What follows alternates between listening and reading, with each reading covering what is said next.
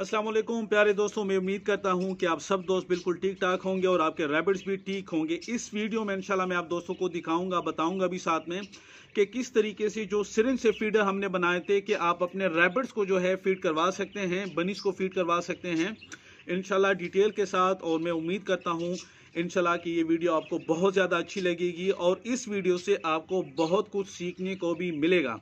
तो टाइम ज़ाया किए बगैर वीडियो को स्टार्ट करते हैं और आइए देखते हैं कि किस तरीके से हम छोटे बनीज को फीड करवा सकते हैं।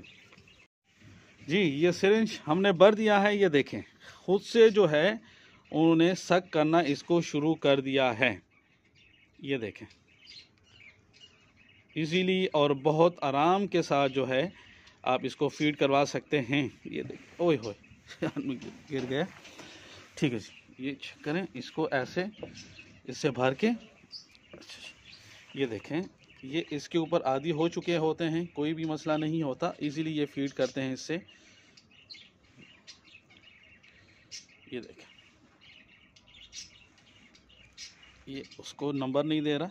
ये देखें, ये आप देख सकते हैं बहुत इजीली आराम से जो है वो फीड कर रहे हैं।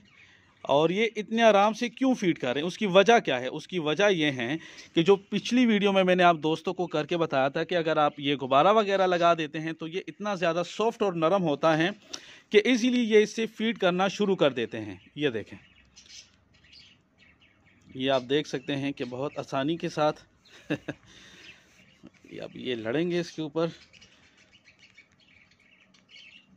ये देखें, माशाल्लाह से बहुत अच्छे तरीके से ये फीड ले रहे हैं। ये डायरेक्टली जो है वहाँ से फीड कर रहा है। ये बहुत अच्छी बात है। अगर एक रैबिट आदी हो जाता है और वो ख़ुद से वहाँ पे सेल्फ तरीके से अपनी मदद आप वहाँ से वो पीना वहाँ से शुरू कर दे तो ये और भी ज़्यादा और बहुत अच्छी बात है।